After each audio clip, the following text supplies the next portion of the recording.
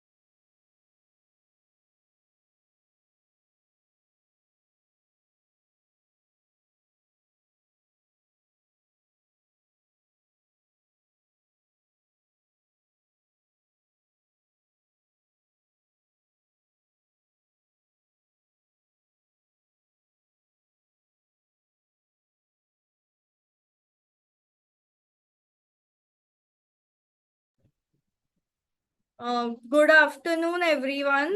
तुम्हाला ऐकायला येते काय?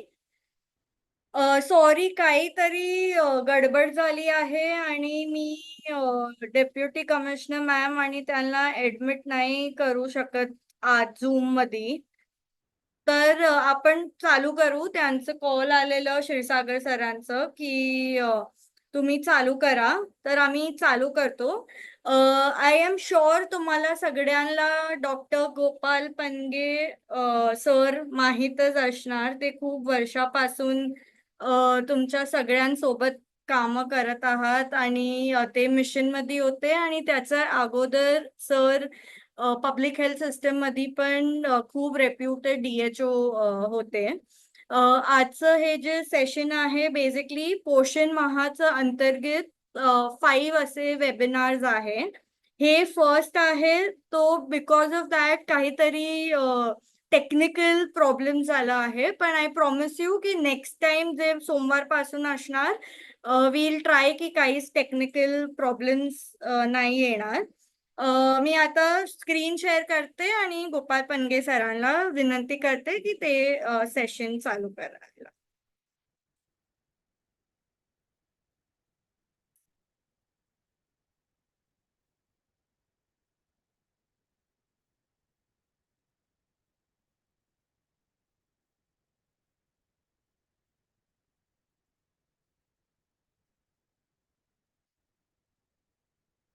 आणि चेंज करताना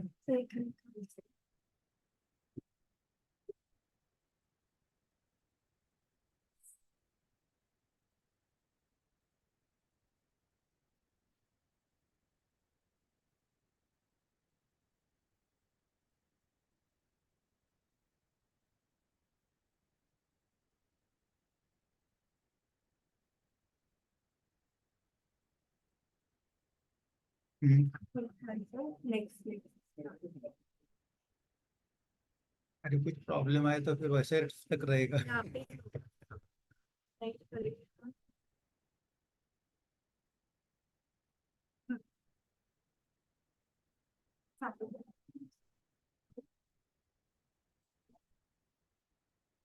हॅलो, सर्वांना आवाज येतोय? आवाज येतोय माझा? कुणीतरी सांगा, आवाज येतोय?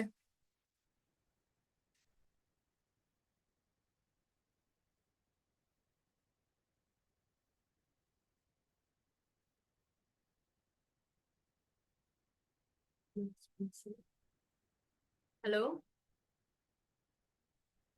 Hello hello.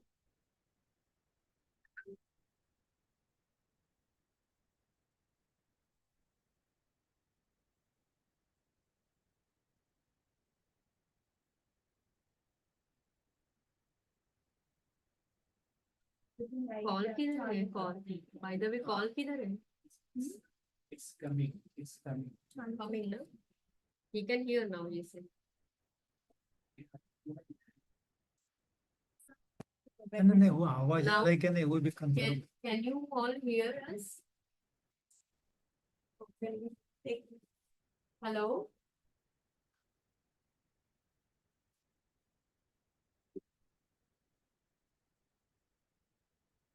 हॅलो, तुम्हाला ऐकायला येते? हो नाही, काहीतरी कोणी सांगा please. YouTube la people are saying they can hear, and then people. Okay.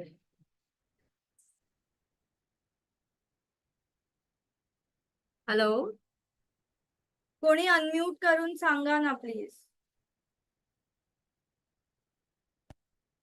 Hello. Action करा, चालेल. Okay, thank you.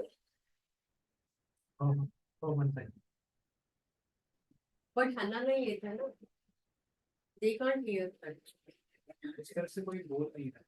So let's play a fine.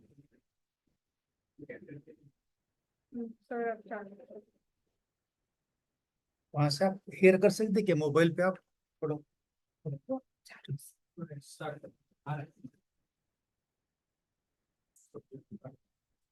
सर्व मंडळींना माझा नमस्कार. आज आपण रक्तक्षय या विषयाबद्दल आपण सविस्तर चर्चा करणार आहोत. तर मंडळी, सप्टेंबर महिना मागच्या 2018 पासनं एक पोषण महा म्हणून आपण साजरा करत आहोत. त्याच्यापूर्वी आपण पोषण पंधरवाडा म्हणून 1 ते 7 सप्टेंबर हे आपण साजरा करत होतो.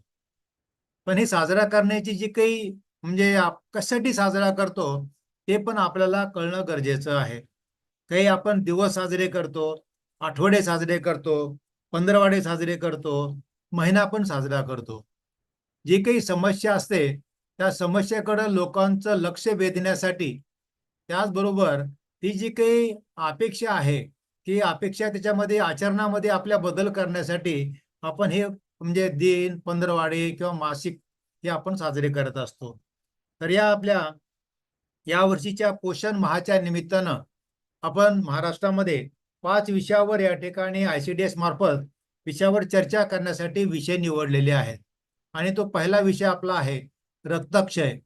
आता रक्तक्षय म्हणल्याच्या नंतर की आरोग्य विभागामध्ये काम करणारे किंवा ICDS विभागामध्ये काम करणारे ह्यांना काही सांगण्याची गरज नाही.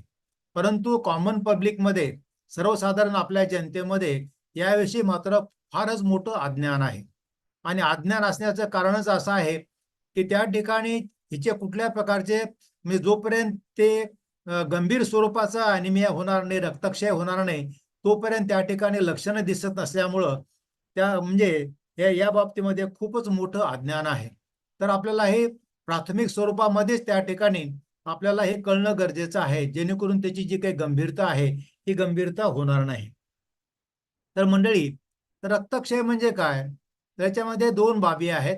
एक ते आपल्या समोरच्या चित्रावर पण आपल्या या ठिकाणी दिसतंय आपल्याला ही लाल म्हणजे नॉर्मल केसमध्ये लाल रक्तपेशी जी काही पहिली स्लाइड आपण या ठिकाणी बघत आहोत ते खूप मोठ्या संख्येनं त्या ठिकाणी लाल रक्तपेशी आपल्याला दिसत आहेत.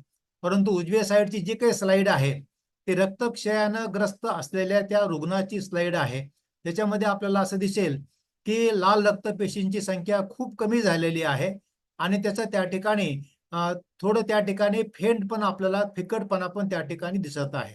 आता हे सर्व समजून घेण्याच्या अगोदर आपल्याला या ठिकाणी ही रक्त म्हणजे काय आणि रक्त किती असतं, रक्ताचे घटक कोणते कोणते आहेत हे पण समजून घेणं अत्यंत गरजेचं आहे.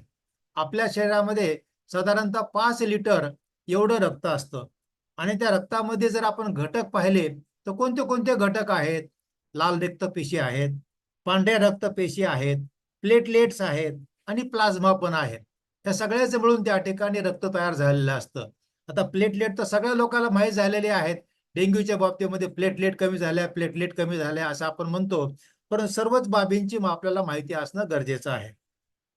तर पांढऱ्या रक्तपेशी जी आहेत आपल्या शरीराची जी काही रोगप्रतिकारक शक्ती असते त्या रोगप्रतिकारक शक्तीमध्ये या ठिकाणी हे आपल्या म्हणजे जसं आपलं सैन्य असतं या सैन्याची भूमिका पार पाडणाऱ्या ह्या पांढऱ्या रक्तपेशी असतात. परंतु आपल्या ज्या काही लाल रक्तपेशी आहेत त्याचं नेमकं कार्य काय आहे हे सुद्धा आपल्याला समजणं अत्यंत गरजेचं आहे. या लाल रक्तपेशीमध्ये त्या ठिकाणी की हिमोग्लोबिन असतं आणि हे जे काही हिमोग्लोबिन आहे की आपल्या फुफ्फुसामध्ये त्या ठिकाणी रक्त आल्याच्या नंतर त्या ठिकाणी तिथला जे ऑक्सिजन आहे ते ऑक्सिजन शोषून घेतं आणि शरीरातल्या सर्व त्या ठिकाणी पेशीला त्या ठिकाणी पुरवठा करत असतं. आता आपण पाहूया ही जी काही समोरची स्लाइड आहे त्या स्लाइड मध्ये काय दाखवलेलं आहे. ही जी काही आपलं या ठिकाणी हे रक्त तयार होण्यासाठी लागणारं जे काही लोह आहे ते लोह कुठं असतं तर आपल्या शरीरामध्ये काही साठे असतात. त्या साठ्यामध्ये प्रामुख्यानं ते लोह असतं. नंबर 2 त्या ठिकाणी की आपल्या ज्या काही लाल रक्तपेशी आहेत त्या लाल रक्तपेशीमध्ये पण लोह असतं. आणि मग पुन्हा हे स्टोअर पासनं लाल रक्तपेशी तयार होण्यासाठी जे काही या ठिकाणी आपण वाहतूक म्हणतो ही म्हणजे ट्रान्सपोर्ट मध्ये सुद्धा त्या ठिकाणी ते लोह असतं. आता ज्यावेळी आपल्याला आता कळतं आपल्याला की रक्तक्षय म्हणजे काय. रक्तक्षय म्हणजे या ठिकाणी आपल्या रक्तामधली जी काही लाल रक्तपेशी आहेत त्यांची संख्या कमी होणं आणि त्याचबरोबर या ठिकाणी जे काही हिमोग्लोबिन असतं हिमोग्लोबिनचं प्रमाण त्या ठिकाणी पण प्रमाण हे कमी होत असतं. मग 2 बाबी आहेत. लाल रक्तपेशींची संख्या कमी होणं आणि हिमोग्लोबिनचं प्रमाण कमी होणं ह्याला आपण त्या ठिकाणी रक्तक्षय असं म्हणतो. आता आपण त्याचे नंतर विविध कोणते कोणते प्रकार आहेत ते पण आपण त्या ठिकाणी पाहणार आहोत सविस्तरपणे. आणि या ठिकाणी हे हिमोग्लोबिनचं प्रमाण कमी झाल्यामुळं शरीरामध्ये जे काही आता आपण पाहिलं की फुफ्फुसाकडनं ऑक्सिजन त्या ठिकाणी सोबत घेऊन ते प्रत्येक पेशीला त्या ठिकाणी पुरवठा करण्याची जबाबदारी ही लाल रक्तपेशीची आणि हिमोग्लोबिनची असते. आणि ज्यावेळेस याची संख्या आणि हिमोग्लोबिनचं प्रमाण कमी होतं त्यावेळेस काय होतं, प्रत्येक अवयवाला त्या ठिकाणी पुरेशा प्रमाणामध्ये ऑक्सिजन पुरवठा होत नाही. त्यामुळे त्या ठिकाणी ही तिची जी काही कार्यक्षमता आहे ही कार्यक्षमता कमी होत असते. ही सर्वात महत्वाची बाब आहे. ते सविस्तरपणे आपण पुढच्या स्लाइडमध्ये आपण ते पाहणारच आहोत. तर मंडळी, हे जे काही आपले लाल रक्तपेशी असतात ते किती असतात तर हे सुद्धा आपल्याला पाहणं गरजेचं आहे. पुरुषामध्ये साधारणतः या ठिकाणी ही 4.5 ते 5 मिलियन या ठिकाणी एवढ्या रक्तपेशी असतात आणि स्त्रियांमध्ये मात्र हे थोडं प्रमाण कमी असतं. 3.8 ते 4.5 मिलियन एवढी त्या ठिकाणी ही संख्या असते. म्हणजे पुरुषामध्ये जास्त आणि स्त्रियांमध्ये कमी अशी ती लाल रक्तपेशींची ती संख्या असते. आता पाहूया, हिमोग्लोबिन कमी झाल्याने पेशीपर्यंत ऑक्सिजन पोहोचवण्याचे काम जे आहे कमी प्रमाणात होत असल्यामुळे अवयवाची जी काही कार्यक्षमता आहे आणि त्याचे जे काही दुष्परिणाम आहेत हे सर्व अवयव गटामध्ये वेगवेगळे आहेत. आणि ही समस्या प्रामुख्याने किशोरीमध्ये आणि महिलांमध्ये जास्त आहे आणि पुरुषामध्ये ही समस्या तशी तुलनात्मक ही समस्या तशी कमी आहे. आता आपण पाहूया की राष्ट्रीय कुटुंब पाहणी सर्वेक्षण जे झालेलं आहे 2019-2020 या कालावधीमध्ये हे सर्वेक्षण झालेलं आहे. ह्या सर्वेक्षणामध्ये पूर्ण देशामध्ये हे सर्वेक्षण झालेलं आहे. मग आपल्या देशामध्ये काय या ठिकाणी स्थिती आहे तर हे आपण पाहूया. तर मंडळी, ही जी काही बालकं आहेत ही 5 वर्षाच्या आतल्या वयोगटामध्ये जी काही बालकं आहेत 67% बालकांमध्ये रक्तक्षयाचं प्रमाण कमी आहे, म्हणजे रक्तक्षय आहे. आपण जर पाहिलं की साधारणतः 15 ते 19 या ठिकाणी ज्या काही वयोगटातील मुली आहेत त्या मुलीमध्ये किती प्रमाण आहे तर 59% हे प्रमाण आहे. तेच आपण जर मुलामध्ये पाहिलं 15 ते 19 या वयोगटामध्ये तर 31% मुलांमध्ये हे रक्तक्षयाचं प्रमाण आहे. आपण जर स्त्रियांमध्ये पाहिलं तर 56% स्त्रियांमध्ये ही अॅनिमिया आहे. गरोदर स्त्रियांमध्ये पाहिलं तर 52% आहे आणि ज्या काही स्तनदा माता आहेत त्यांच्यामध्ये 60% आहे आणि पुरुषामध्ये हे तर 25% आहे. ह्याचा अर्थच असा आहे, मुलामध्ये आणि पुरुषामध्ये हे प्रमाण कमी आहे आणि स्त्रियांमध्ये आणि बालकांमध्ये तर खूप मोठं प्रमाण आहे. मग एवढ्या मोठ्या प्रमाणामध्ये जर रक्तक्षय असेल तर आपले जे काही विविध अवयवाची जी कार्यक्षमता आहे ती कार्यक्षमता खूप कमी झालेली असते. मग अशा परिस्थितीमध्ये, आणि हे तर आपल्याला माहिती पण नाही. आता जरी समजा आपण या ठिकाणी आरोग्य विभागामध्ये ICDS विभागामध्ये काम करत असू, आपलं जरी रक्त तपासलं तर निश्चित त्या ठिकाणी अर्ध्यापेक्षा जास्त व्यक्ती तर ते अॅनिमिक निघतील बाबा. म्हणजे आपली सुद्धा जी काही कार्याची जी काही गुणवत्ता आहे, कामाची जी काही गुणवत्ता आणि क्षमता आहे ते सुद्धा खूप प्रमाणात कमी झालेली असते. तर हे आपल्याला कळणं अत्यंत गरजेचं आहे. मग हे आपल्याला कसं त्या ठिकाणी आपल्याला उपाययोजना करता येईल ते सविस्तर पाहणं हे अत्यंत गरजेचं आहे. त्याचबरोबर की आपल्या देशामध्ये कोणते कोणते प्रोग्राम्स आहेत, प्रतिबंधात्मक असतील, उपचारात्मक असतील, त्याच्याविषयी सुद्धा या ठिकाणी आपण सविस्तर माहिती घेणार आहोत. तर मंडळी, ह्या लोहाच्या कमतरतेमुळं या ठिकाणी होणारा जो काही रक्तक्षय आहे ह्याचा अर्थ असा आहे की रक्तक्षयाचे सुद्धा 2 प्रकार आहेत. एक म्हणजे आपल्याला आहारामध्ये जे काही अन्न घटक आहेत, अन्न घटकाच्या कमतरतेमुळे होणारा जो रक्तक्षय आहे त्याला आपण न्यूट्रिशनल अॅनिमिया म्हणतो.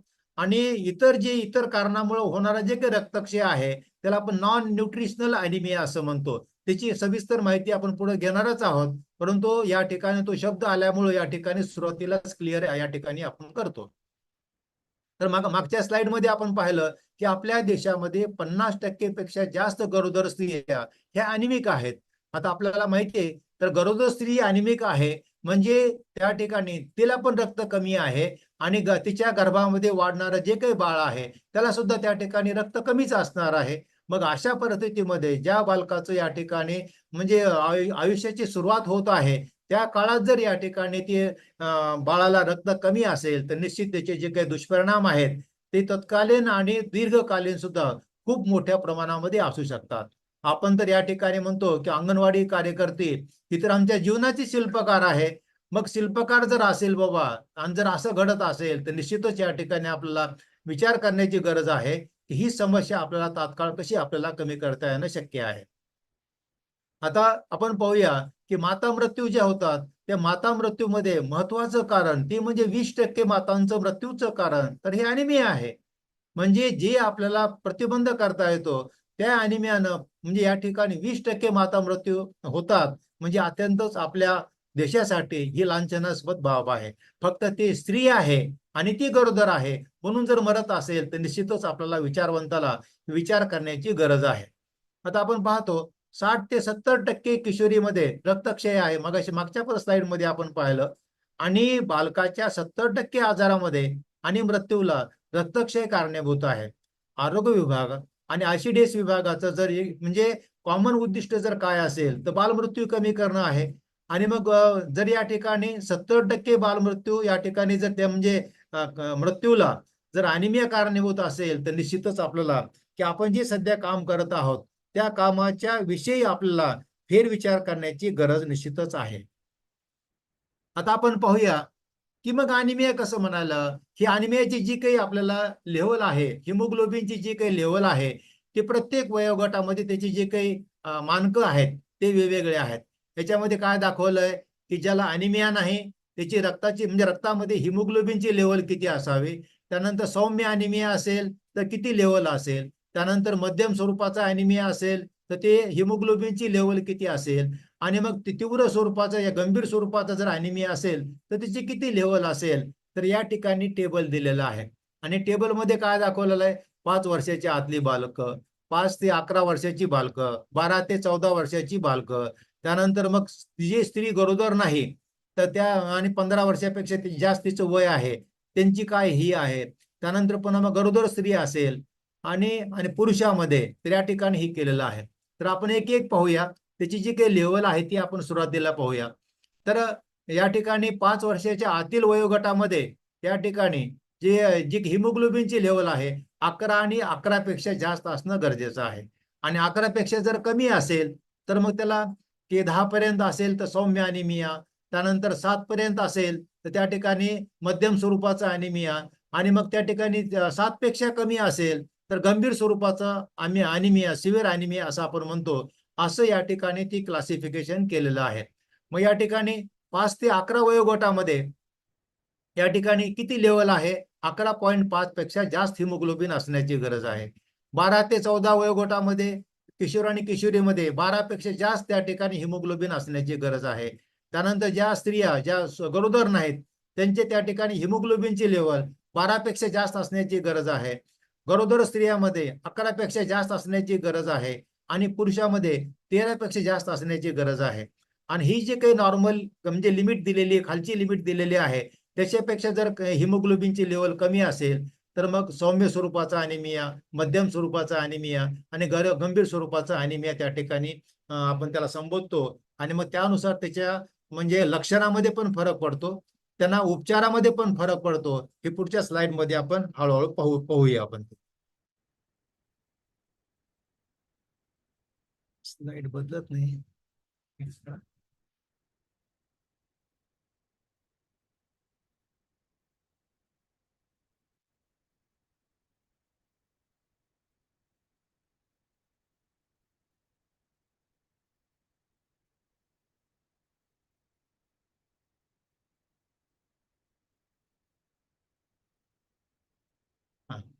आता आपण पाहूया की नेमकं एवढ्या मोठ्या प्रमाणामध्ये रक्तक्षयाचं काय कारण असेल बाबा.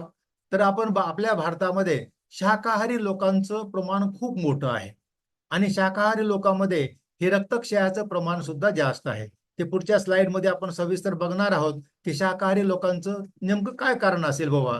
त्याच्यामध्ये काय मुद्दा पहिला की शाकाहारी आहारातील लोहाची कमतरता. म्हणजे आपण जो शाकाहार घेतो त्याच्यामध्ये लोह हा जो काही घटक आहे जो आपल्याला रक्त बनण्यासाठी म्हणजे हिमोग्लोबिन बनण्यासाठी त्या ठिकाणी महत्वाचा घटक आहे त्याचीच कमतरता असते. हा पहिला मुद्दा झाला. त्यानंतर दुसरा मुद्दा असा आहे आहारात लोहाच्या शोषणाला विरोध करणारे घटक जास्त प्रमाणात असतात ते म्हणजे फायटेट आहे. आपण जे पूर्ण अन्न घेतो, आता पूर्ण अन्न म्हणजे काय? एक तर आपण ते ज्वारी घेतो, गहू घेतो, मका घेतो, मग भाज्या पण आपण घेतो. ह्याच्यात जे काही आवरणं असतात, त्या आवरणामध्ये त्या ठिकाणी फायटेट नावाचा घटक असतो. आणि हा जो काही फायटेट नावाचा जो घटक आहे, तो आहारामध्ये असलेलं जे काही लोह आहे त्याच्या शोषणाला त्या ठिकाणी विरोध करत असतो. म्हणून या ठिकाणी ह्याचं प्रमाण जास्त असल्यामुळं निश्चितच आपल्याला लोह कमी मिळतं आणि मग त्या ठिकाणी अॅनिमियाचं प्रमाण सुद्धा त्या ठिकाणी वाढण्यासाठी ती बाब कारणीभूत राहू शकते. तिसरं महत्वाचं कारण आहे आहारात लोहाच्या शोषणात मदत करणाऱ्या घटकांचे कमी प्रमाण. जसं मी पहिल्या मुद्द्यामध्ये सांगितलं की पचनाला म्हणजे श्वसनाला विरोध करणारे जसं घटक आहेत, तसे शोषणाला त्या ठिकाणी वाढवण्यासाठी सुद्धा मदत करणारे सुद्धा काही घटक आहेत. त्याचं मात्र प्रमाण आपल्या आहारामध्ये कमी आहे. त्यानंतर चौथा मुद्दा आपण पाहूया, म्हणजे या ठिकाणी की हे शोषणाला मदत करणाऱ्या घटकामध्ये काही जीवनसत्व क आहे आणि इतर काही अन्न पदार्थ आहे. ते पुढच्या स्लाइडमध्ये आपण ते सविस्तरपणे बघणार आहोत. त्यानंतर चौथा मुद्दा आहे मासिक पाळीमध्ये किंवा प्रसूतीमध्ये जास्तीचा रक्तस्राव होणे. त्याच्यामुळे सुद्धा ती अॅनिमियाचं प्रमाण हे आपल्याकडं म्हणजे वाढलेलं आहे. तर ही महत्वाची कारणं आहेत की आहारामध्येच लोहाचं प्रमाण कमी, शोषणाला विरोध करणारे त्या ठिकाणी घटकाचं प्रमाण जास्त, शोषणाला मदत करणाऱ्या घटकाचं प्रमाण कमी आणि मासिक पाळीमधील प्रसूतीमध्ये जास्तीचा रक्तस्राव ही त्याची महत्वाची कारणं हे रक्तक्षयाला आहेत. आता आपण पाहूया की लोहाची गरज कोणत्या कोणत्या आपल्या म्हणजे पूर्ण आयुष्यामध्ये वाढत असते.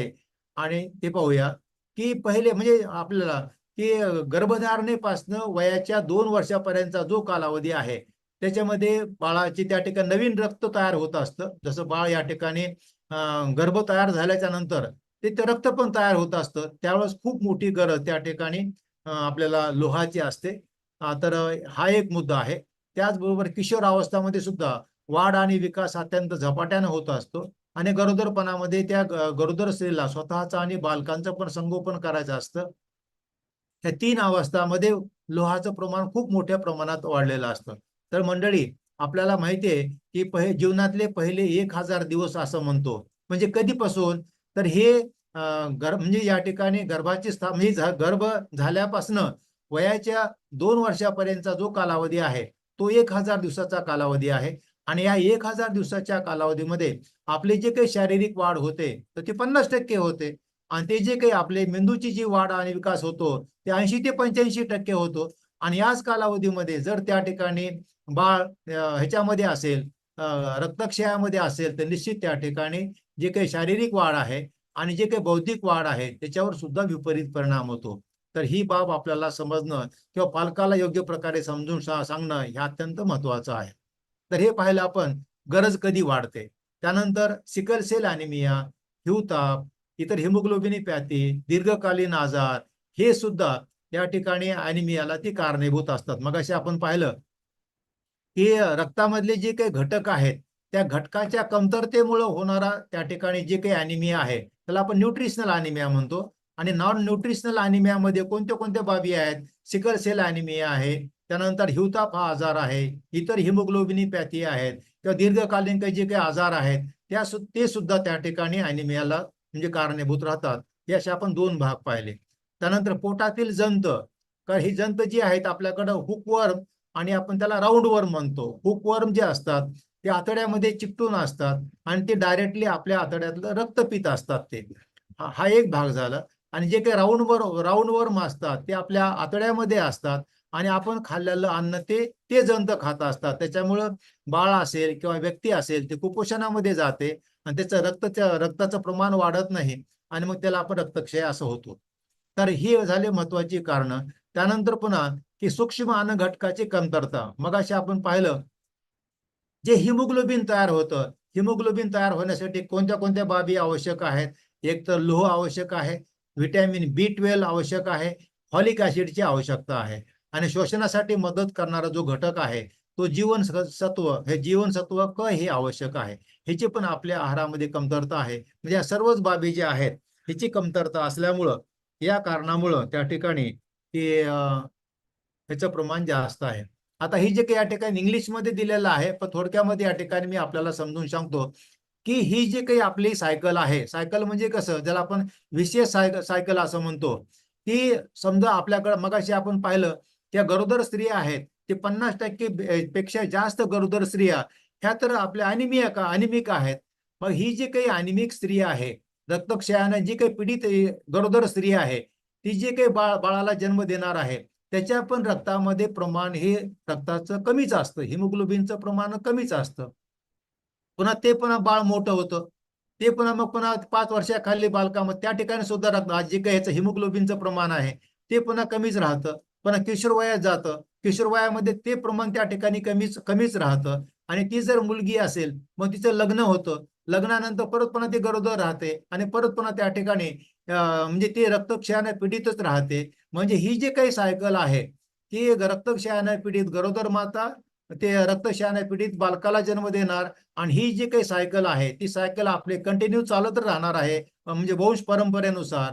त्याच्यामुळे आपल्याला हे कुठंतरी आपल्याला जे काही सायकल आहे ते ब्रेक करण्याची गरज आहे. आणि मग कुठल्या ठिकाणी ब्रेक करणं गरजेचं आहे, तर निश्चितच या ठिकाणी मी आपल्याला विनंती करेन, हा जो काही अडोलसंट एज ग्रुप आहे, किशोर अवस्था आहे, या किशोर अवस्थेमध्ये त्या ठिकाणी जर आपण ही सायकल जर ब्रेक करायचा प्रयत्न केला, आणि त्यासाठी त्या ठिकाणी आपला प्रोग्राम सुद्धा आहे, ज्याला आपण WIFS म्हणतो, त्या ठिकाणी आठवड्याच्या अंतरानं त्या ठिकाणी प्रत्येक मुलाला आणि मुलीला एक आपण ते लोहयुक्त गोळी खाऊ घालतो. त्या ठिकाणी जर आपण त्या ठिकाणी अवेअरनेस क्रिएट केला आणि सायकल जर ब्रेक केली, तर निश्चितपणे ही वंश परंपरेनुसार जे काही चालत आलेली जे काही सायकल आहे ते आपल्याला ब्रेक करता येईल, आणि त्याचे जे काही होणारे दुष्परिणाम आहेत ते सुद्धा आपल्याला टाळणं शक्य होणार आहे. आता या ठिकाणी बघा, ते ही दाखवले कसं, ही जे काही अनिमिया आहे ते ठीक आहे, तपासल्याच्या नंतरच आपल्याला रक्त तपासणी केल्याच्या नंतरच आपल्याला कळेल बाबा. तर आपल्या रक्ताची तपासणी न करता सुद्धा आपल्याला कुठल्या प्रकारचं इंटरव्हेन्शन न करता आपल्याला हे बघता येईल का, शोधता येईल का, हे पण पाहणं गरजेचं आहे. काय दिसतंय आपल्याला या ठिकाणी, आपल्याला तळहात पण दाखवलेले आहेत आणि नख पण दाखवलेले आहेत. हे बघा, जो काही काळ्या रंगाचा जो काही हात आहे त्याचे नख पहा, किती पांढरे पांढरे त्या ठिकाणी नख आहेत. आणि ते जर आपण उलटा करून पाहिला तर दुसऱ्या हातापेक्षा त्या ठिकाणी आपण जर कम्पेअर केली, तुलना केली, तर तो दुसरा जो हात आहे वरच्या बाजूला तो लालसर दिसतो आहे, परंतु खालच्या बाजूचा जो हात आहे तो पांढरट दिसत आहे. ह्याचा अर्थच असा आहे, त्या ठिकाणी त्या रक्तामध्ये हिमोग्लोबिनचं प्रमाण कमी असल्यामुळं त्या ठिकाणी हात आपल्याला पांढरा दिसतो आहे. मग फक्त हातावरच आपल्याला बघता येईल का, म्हणजे तळ हातावर बघता येईल, नखावर बघता येईल, आपल्या डोळ्यामध्ये जर ती पापणी असते ते खालच्या बाजूला पाहिल्याच्या नंतर, ओढल्याच्या नंतर त्या ठिकाणी पांढरट त्या ठिकाणी आपल्याला दिसेल. त्यानंतर जिभेवर सुद्धा बघता येईल. जर जीभ आपण म्हणजे तुलना केली तर अॅनिमिया नसलेल्या व्यक्तीची जिभेचा जो काही या ठिकाणी रंग असतो तो लालसर असतो, आणि जर या ठिकाणी अॅनिमिया असलेल्या व्यक्तीची आपण जीभ जर पाहिली तर ती फिकट रंगाची असते. अशा प्रकारे आपल्याला कुठल्या प्रकारची रक्ताची तपासणी न करता सुद्धा चांगल्या प्रकारे आपण ते सहजपणे ओळखू शकतो. हे मात्र सर्व लोकांना कळणं हे अत्यंत गरजेचं आहे. आता बघा, आणखी पण या ठिकाणी काही आपल्या फोटोग्राफ दाखवलेले आहेत, आणि फोटोग्राफ जर पाहिलं आपल्याला तर निश्चितच आपल्याला छान प्रकारे आपल्याला कळेल. हे बघा, दोन बालकाचे या ठिकाणी म्हणजे तळ हात दाखवलेले आहेत. एक अगदी पांढरट दिसतो आहे, दुसरा त्या ठिकाणी लालसर दिसतो आहे, गुलाबी दिसतो आहे. ह्याच्यावरून आपल्याला दिसतंय की जसं पांढरट हात दिसतो आहे त्या ठिकाणी निश्चितच हिमोग्लोबिनचं प्रमाण ते कमी आहे. हे उजव्या साईडचे जे काही हात आहेत त्याच्यामध्ये सुद्धा बघा, दोन हात वेगळे दिसत आहेत, आणि एक हात जो आहे तो पांढरट दिसतो आहे. तर अशा प्रकारे आपल्याला एखाद्या व्यक्तीचं हिमोग्लोबिन आपल्याला माहिती असतं. ज्या व्यक्तीचं हिमोग्लोबिन माहिती आहे त्या व्यक्तीच्या हातासोबत जर दुसऱ्या व्यक्तीचा हात जर त्या ठिकाणी आपण तुलना केली समोर ठेवून, त्या ठिकाणी निश्चित कुणाचं हिमोग्लोबिन कमी आहे, कुणाचं हिमोग्लोबिन जास्त आहे. म्हणजे रक्ताची तपासणी न करता, खर्च न करता सुद्धा आपल्या आपसामध्ये त्या ठिकाणी हात त्या ठिकाणी पाहून सुद्धा हे आपण हिमोग्लोबिनचं प्रमाण कमी आहे का कसं आहे हे सहजपणे ओळखायला कुठल्या प्रकारची अडचण येत नाही. आता बघूया या स्लाइड मध्ये, तर बघा, हात तर या ठिकाणी पांढरा आहेच, या ठिकाणी पिवळसर पण आहे. जर त्याला आपण सिव्हिअर मगाशी पाहिलं आपण की सौम्य रक्तक्षय आहे, मध्यम रक्तक्षय आहे आणि गंभीर रक्तक्षय आहे.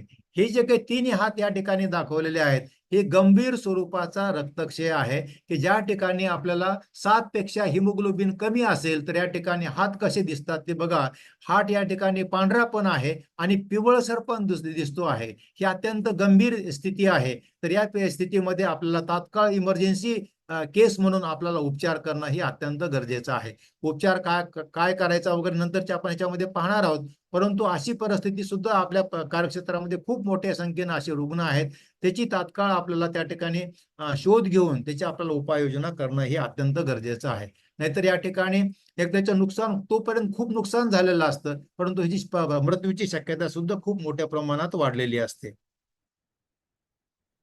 आता आपण पाहूया की आपल्याला तपासणी करायची आहे. मगाशी आपण पाहिलं की कुठल्या प्रकारचे रक्ताची तपासणी न करता तिचे कुठले म्हणजे चिन्ह आहेत किंवा लक्षण आहेत त्याच्या आधारे त्या ठिकाणी आपण त्या अनिमियाचं प्रमाण ओळखू शकतो. तर आता तपासणी करायचं म्हणजे रक्ताची तपासणी आपल्याला करावं लागेल. आता रक्ताची तपासणी करायची म्हणजे नेमकं काय करायचं, तर रक्तामध्ये हिमोग्लोबिनचं प्रमाण किती आहे ते आपण ते पाहणार आहोत.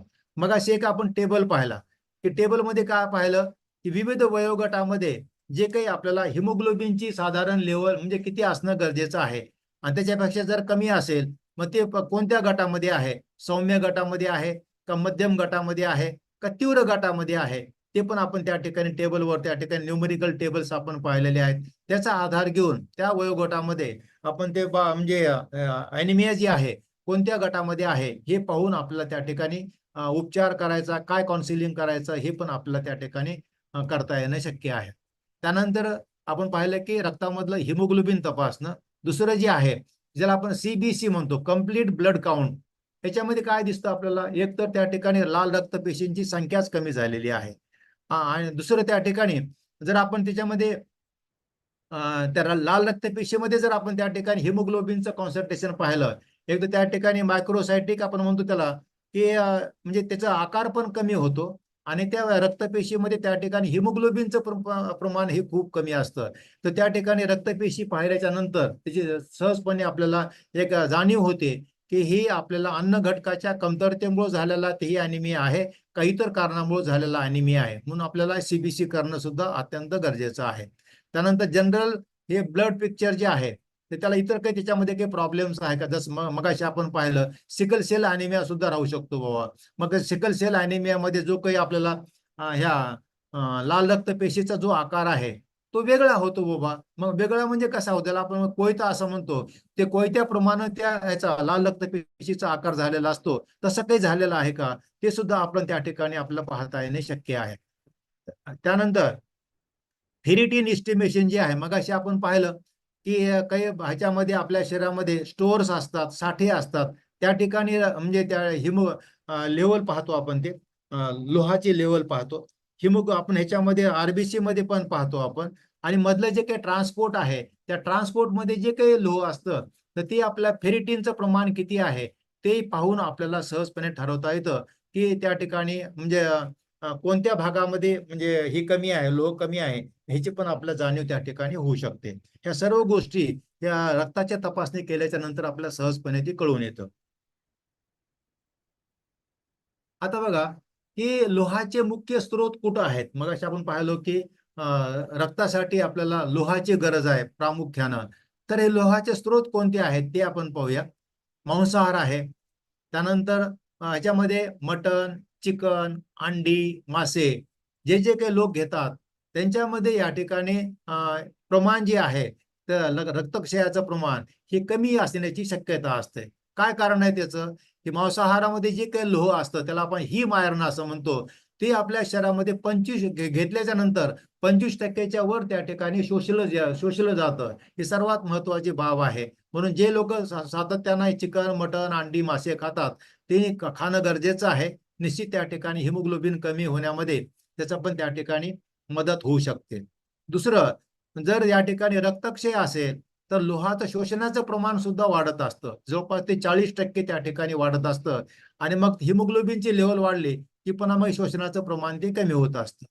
लोहाचे प्रमाण वाढल्यास शोषणामध्ये घट होते, म्हणजे 10% त्या ठिकाणी शोषलं गेलं जातं त्या प्रमाण वाढल्याच्या नंतर.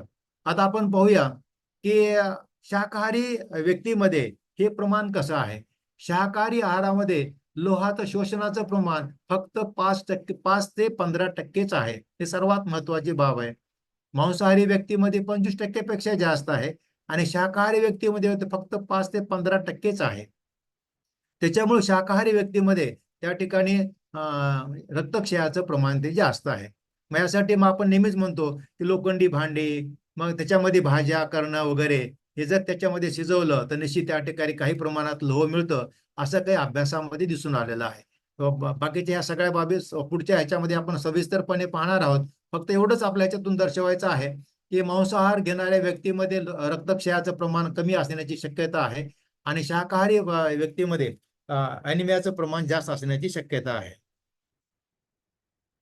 आता आपण पाहूया की ही जे काही आपल्याला स्रोत दिलेले आहेत, हे शाकाहारी व्यक्तीसाठी ही स्रोत या ठिकाणी दिलेले आहेत. परंतु आपण जर पाहिलं तर निश्चितच आपल्याला की हे तर आमच्या आहारामध्ये फारच कमी आहे असं आपल्याला दिसून येतं.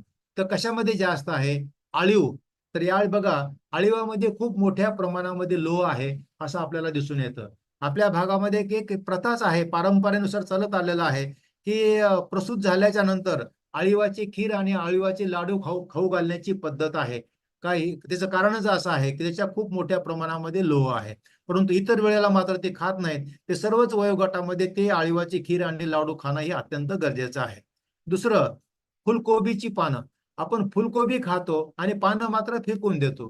का फेकून देतो? एक तर आपल्याला माहिती नाही त्याची न्यूट्रिशनल व्हॅल्यू काय आहे किंवा त्याच्यामध्ये कोणते सत्व आहेत हेच आपल्याला त्या ठिकाणी माहिती नाही.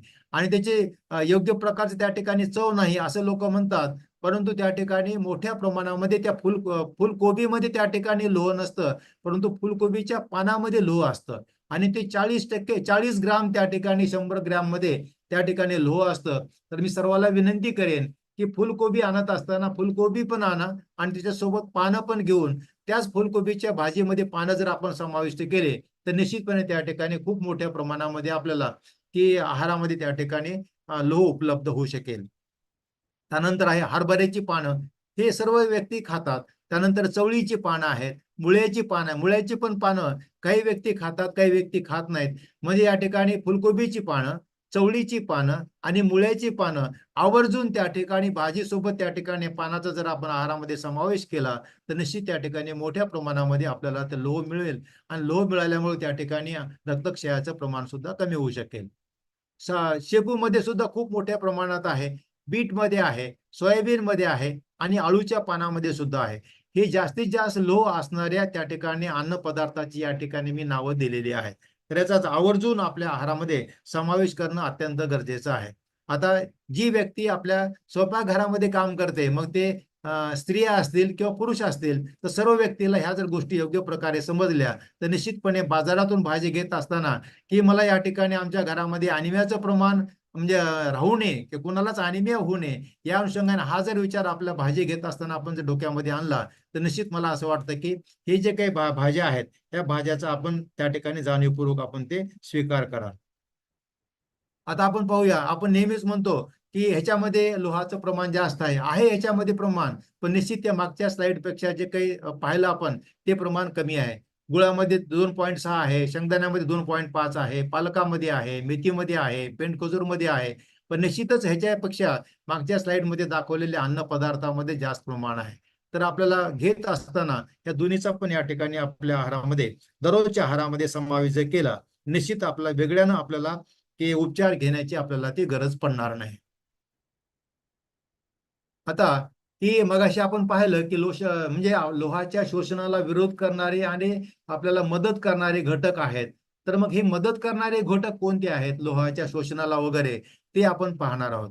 तर मंडळी, ही जीवनसत्व युक्त पदार्थ जे आहेत तर त्याच्यामध्ये की आपल्याला हे जीवनसत्व क जे आहे की लोहाच्या म्हणजे शोषणाला आहारामध्ये मदत करत असतात. मग कशामध्ये जास्त आहे? आवळा जे आहे, आवळा सर्वात जास्त या ठिकाणी जीवनसत्व क असणारा म्हणजे अन्न पदार्थ आहे. ह्याच्यामध्ये 600 मिलीग्राम या ठिकाणी आवळ्यामध्ये की हे लोह असतं. तर आवर्जून खाणं हे अत्यंत गरजेचं आहे. आयुर्वेदामध्ये याला तर सुपर फूड म्हणलेलं आहे. कुठल्या जरी फॉर्ममध्ये आपण ते आवळा खाल्ला किंवा सुकवून ठेवला पूर्ण वर्षभर आणि दररोजच्या आहारामध्ये दररोज आपण त्याचा जर खायचा जर ही केला आपण प्रयत्न केला तर निश्चित आपल्याला मोठ्या प्रमाणामध्ये हे व्हिटॅमिन सी मिळेल आणि व्हिटॅमिन सी मिळाल्यामुळे लोह आपल्या शरीरामध्ये म्हणजे शोषलं जाईल आणि निश्चितच आपलं अॅनिमियाचं प्रमाण कमी होऊ शकेल.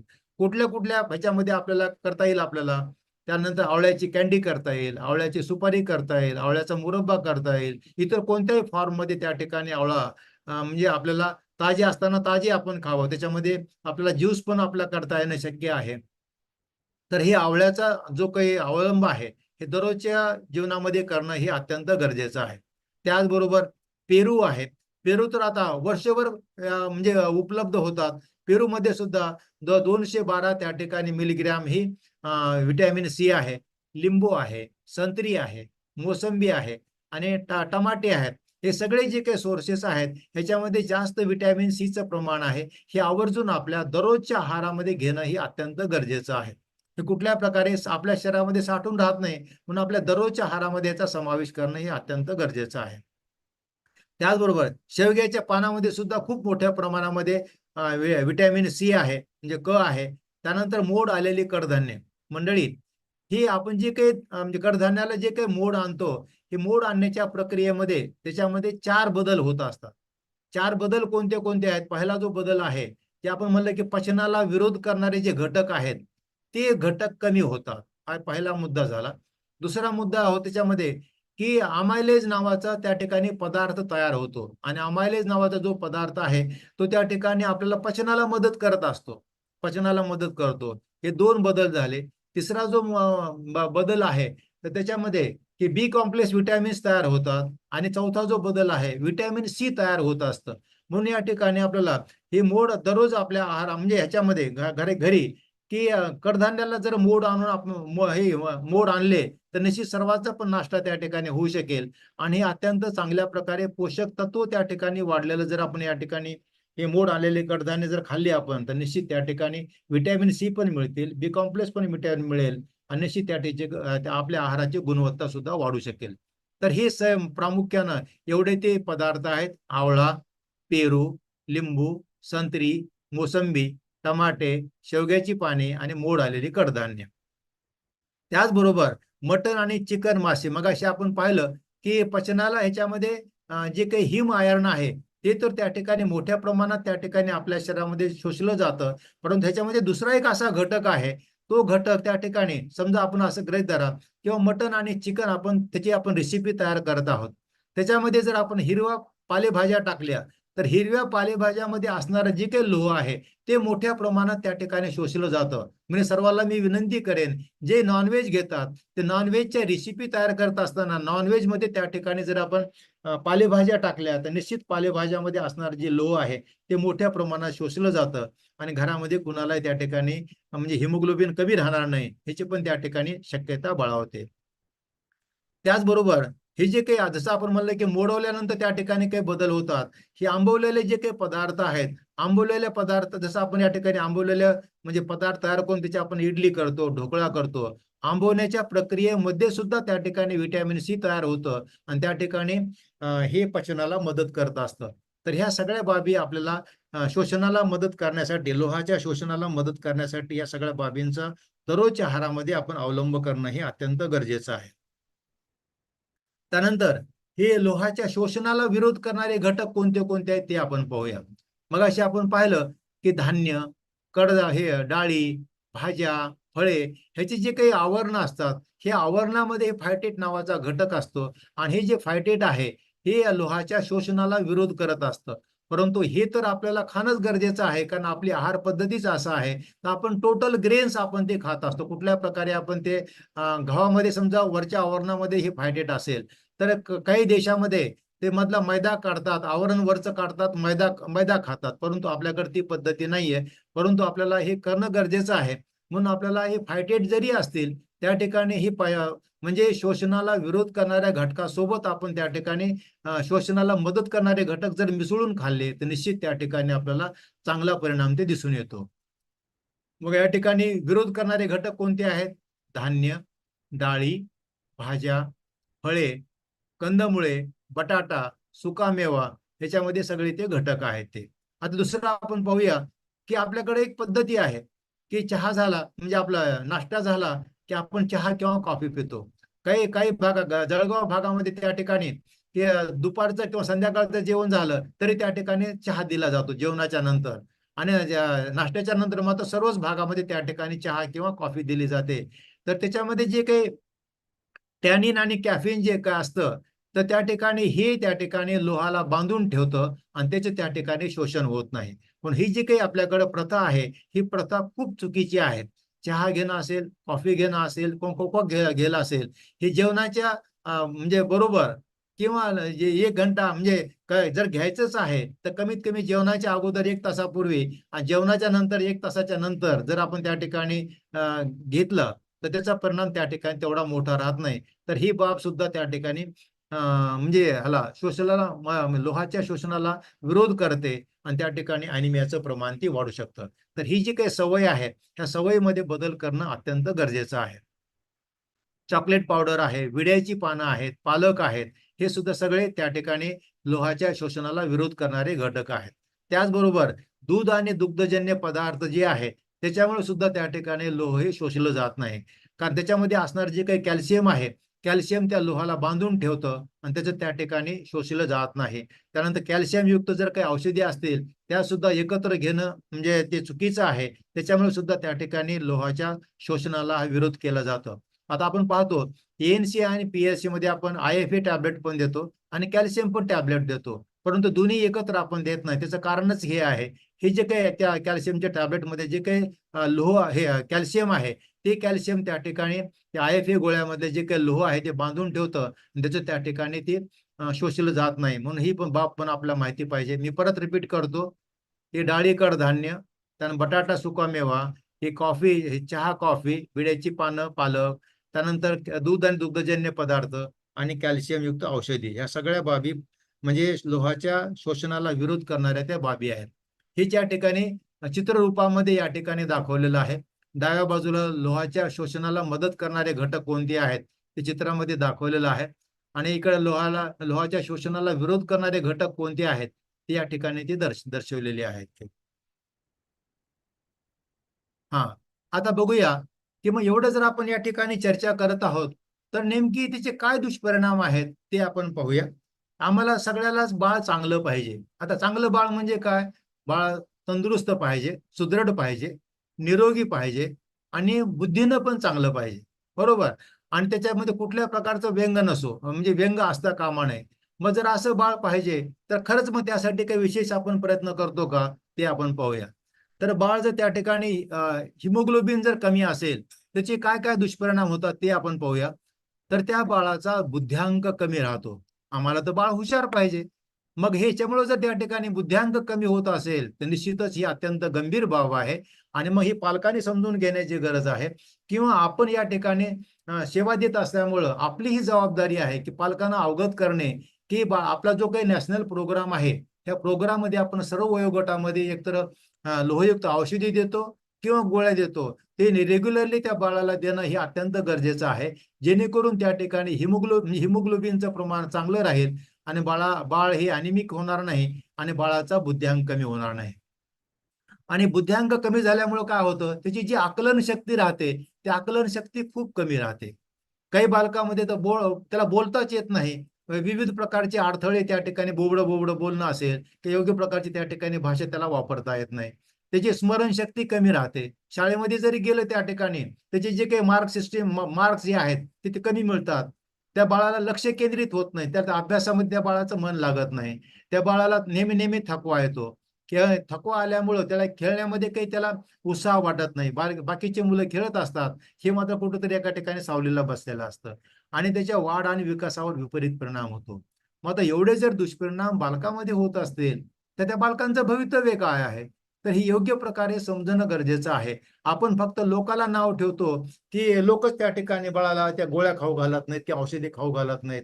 परंतु हे जे काही त्याचे परिणाम जे आहेत, ह्याचे अनिष्ट परिणाम कोणते आहेत? रक्तक्षयाचे, हे जर योग्य प्रकारे समजून सांगितलं आणि ह्यासाठी होणार जे काही लागणारे औषधी आहेत, हे तर आपल्या शासकीय प्रोग्राममध्ये मोफत उपलब्ध आहे. तर मी आपल्याला विनंती करेन, की हे सगळे जे काही दुष्परिणाम आहेत आता ह्याचे अॅनिमियाचे, हे योग्य प्रकारे पालकांना आपण समजून सांगावेत. जेणेकरून त्या ठिकाणी पालक स्वतःहून आपल्याकडे मागणी करतील आणि त्यानुसार मग त्या ठिकाणी बालकांचं जे हिमोग्लोबिनचं प्रमाण कमी आहे, ते वाढवण्यामध्ये त्याची आपल्याला मदत ती मिळू शकेल. आता आपण पाहूया, की किशोर-किशोरीमध्ये त्या ठिकाणी किंवा स्त्रियांमध्ये हे रक्तक्षयाचं प्रमाण जर मोठं असेल, तो रक्तक्षय असेल त्या व्यक्तीला त्याचे काय दुष्परिणाम होतात हे बघा. किशोर म्हणजे आपल्याला शाळा आणि कॉलेजमध्ये या ठिकाणी आपल्याला अभ्यास करावा लागतो. काम करण्यामध्ये आणि अभ्यासामध्ये त्याची जी काम करण्याची आणि अभ्यासाची त्या ठिकाणी क्षमता कमी होते. त्यानंतर किशोर किशोरीमध्ये त्या ठिकाणी सर्वांगीण वाढ आणि विकास होण्याची जी क्षमता आहे ते सुद्धा कमी होते. म्हणजे जेवढे नैसर्गिक क्षमता आहे त्या नैसर्गिक क्षमतेप्रमाणे त्या किशोर आणि किशोरीची वाढ त्या ठिकाणी होत नाही आणि विकासावर त्याचा विपरीत परिणाम होतो. म्हणजे अभ्यासामध्ये त्या ठिकाणी आपल्याला ज्याला आपण स्कूलिंग परफॉर्मन्स म्हणतो ते कमी राहतं. कामामध्ये उत्साह राहत नाही. सर्वांगीण वाढ त्या ठिकाणी विकास त्याच्यावर विपरीत परिणाम होतो. तर हीच आपली ग्रोथ स्पर्ट आहे. त्या ग्रोथ स्पर्टच्या कालावधीमध्ये जर त्या ठिकाणी असेच दुष्परिणाम झाले तर ती शेवटची संधी असते. त्या संधीनंतर पुन्हा कधीच आपल्याला ती संधी मिळत नाही. तर सर्वाला विनंती आहे की हे सर्व त्या ठिकाणी किशोर किशोरींना योग्य प्रकारे समजून सांगणं हे अत्यंत गरजेचं आहे. आता आपण पाहूया गरोदरपणातील रक्तक्षयामुळे काय परिणाम होतो. तर त्या ठिकाणी स्त्री जर त्या ठिकाणी रक्तक्षयाने पीडित असेल तर ती एकतर कमी वजनाची बालकं जन्मतात किंवा अपुऱ्या दिवसाची त्या ठिकाणी बालकं जन्मतात म्हणजे प्रीटर्म डिलिव्हरी होते किंवा उपजत मृत्यू होतात किंवा अर्भकाचे मृत्यू होण्याची पण त्या ठिकाणी संभावना खूप मोठ्या प्रमाणामध्ये वाढते आणि काही अशा स्त्रियांचा पण त्या ठिकाणी माता मृत्यू होत असतो. तर हे जे काही दुष्परिणाम आपल्याला सहजपणे टाळता येणे शक्य आहे जर आपण त्या ठिकाणी ज्या काही लोहयुक्त गोळ्या आहे त्याचं जर महत्व योग्य प्रकारे पटवून सांगितलं तर निश्चित त्या ठिकाणी आपल्याला हे परिणाम आपल्याला टाळता येणे शक्य आहे. आणि जर गरोदरपणामध्ये स्त्री त्या ठिकाणी अनिमिक असेल तर म्हणजे गर्भाशयामध्ये असणारे जे काही बाळ आहे त्या बाळाच्या मेंदूच्या वाढीवर सुद्धा त्या ठिकाणी विपरीत परिणाम ते होत असतो. मग आपलं जे काही धोरण आहे रक्तक्षय कमी करण्यासाठीचं जे काही धोरण आहे ते काय धोरणामध्ये कोणते कोणते मुद्दे आहेत की आपल्या आहारामध्ये लोहयुक्त आहाराचा समावेश करणे जे आपण आता डिटेल आपण सविस्तर आपण ते ही माहिती घेतलेली आहे आणि ते पदार्थ हे करून त्याच्यामध्ये आहाराची गुणवत्ता वाढवणे. आता आहाराची गुणवत्ता वाढवणे म्हणजे काय ज्याला आपण म्हणतो की विविधतेचा आहार घेणं अत्यंत गरजेचं आहे. एकच मला जे काही आवडतं तेच खाण्यापेक्षा आहारामध्ये विविधता आपण जर ठेवली तर निश्चित त्या ठिकाणी आहाराची ती गुणवत्ता वाढू शकते. लोहयुक्त जी काही पूरक औषधी आहेत आणि ही पण आपल्या दररोजच्या दररोज घेणं किंवा जे काही जंतनाशक औषधी आहेत 6 महिन्याच्या अंतरानं जंतनाशक औषधीचा त्या ठिकाणी आपण जर घेतला तर निश्चित आपल्या शरीरामध्ये जर ते हुकवर्म असतील किंवा राऊंडवर्म असतील ते कमी होतील आणि निश्चित त्या ठिकाणी हिमोग्लोबिन वाढण्यासाठी त्याची आपल्याला मदत मिळू शकेल. त्यानंतर विविध प्रकारच्या ज्या काही आरोग्य सेवा आहेत त्या आरोग्य सेवेचा स्वीकार करणे. तर ह्या सगळ्या आपल्या मुद्द्यावर त्या ठिकाणी आपल्याला हे धोरण आहे रक्तक्षय कमी करण्याचं त्याचा योग्य प्रकारे अंमलबजावणी आपण सर्व्हिस प्रोव्हायडर म्हणून करणं हे अत्यंत गरजेचं आहे. तर आता आपण एक व्हिडिओ बघूया. PDF है हा प्ले नहीं वाला नाही हो PDF प्ले अरे बाप.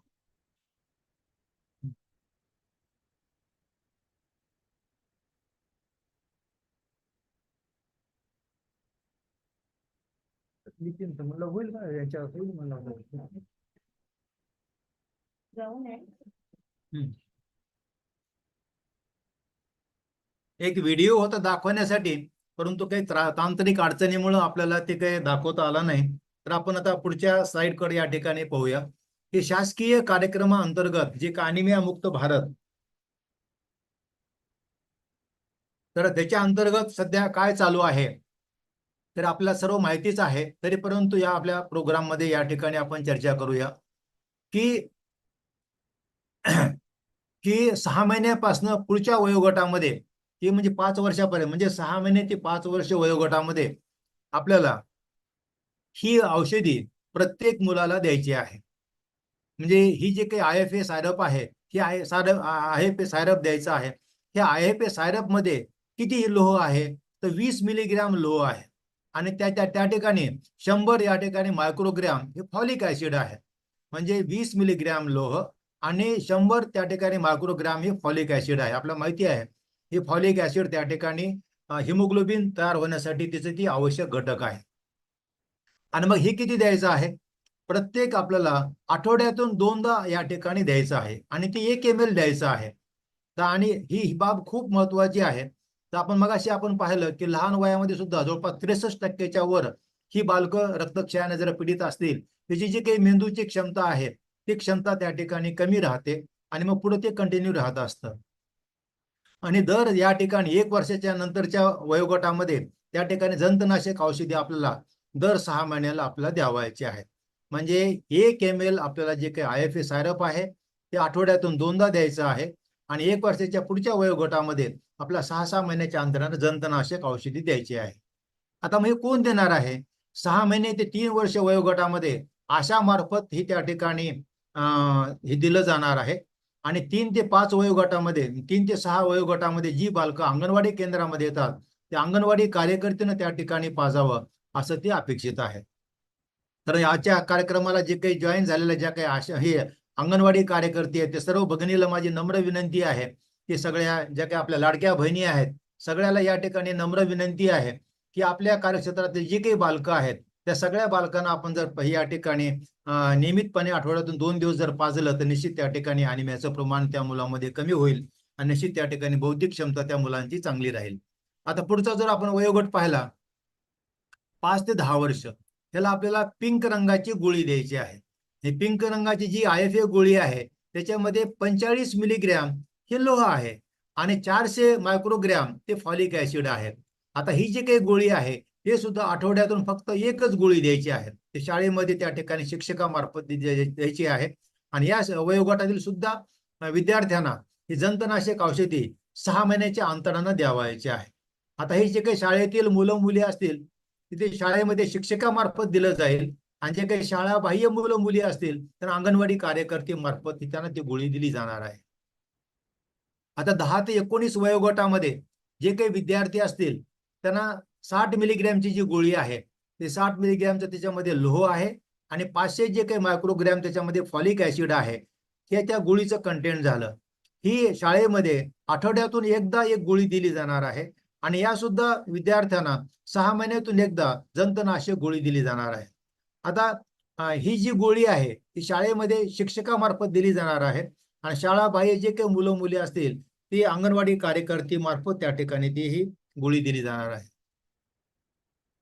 आता आपण पाहूया की गरोदर स्त्रियांची काही स्तनदा माता आहेत तर या प्रोग्राममध्ये ते कसं आहे की जे काही गरोदर स्त्रियांना स्तनदा माताला दिली जाणारी जी काही लोहयुक्त गोळी आहे लोहयुक्त फॉलिक ऍसिड गोळी त्याच्यामध्ये 60 मिलीग्रॅमचं लोह आहे आणि 500 मायक्रोग्रॅमचं त्या ठिकाणी फॉलिक ऍसिड आहे आणि ही जी काही गोळी आहे तिचा 4 महिने पूर्ण झाल्याच्या नंतर आपल्याला सुरू करायचं आहे.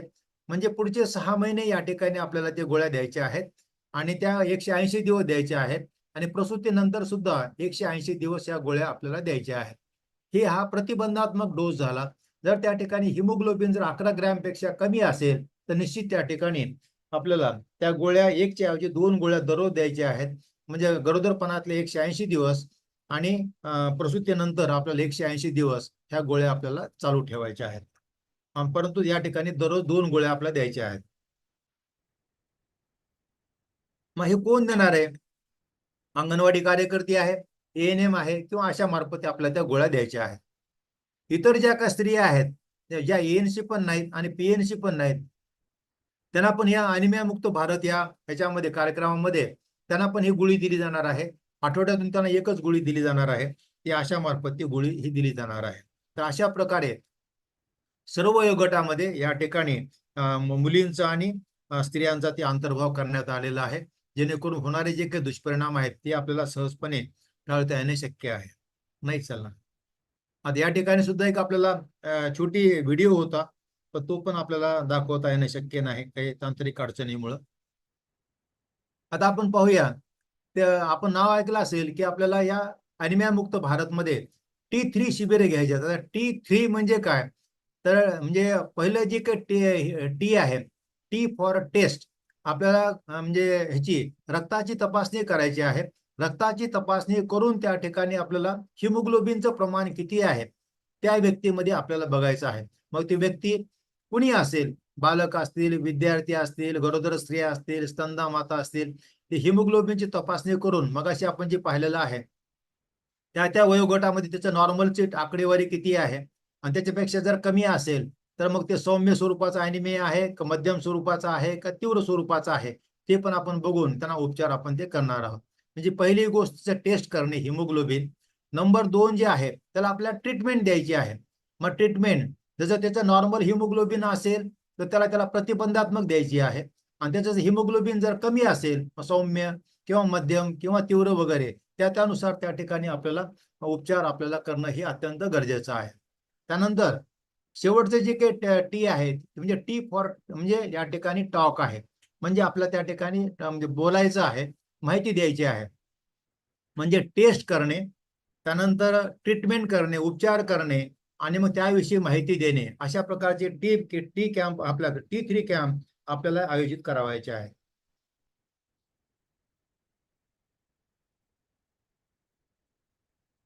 आता आपण हे पाहूया या ठिकाणी प्रत्येक वयोगटामध्ये कसं कसं या ठिकाणी आपल्या T3 कॅम्प आयोजित करताना या ठिकाणी जे काही फ्लो चार्ट आहे कसा कसा आपण या ठिकाणी पाहणार आहोत.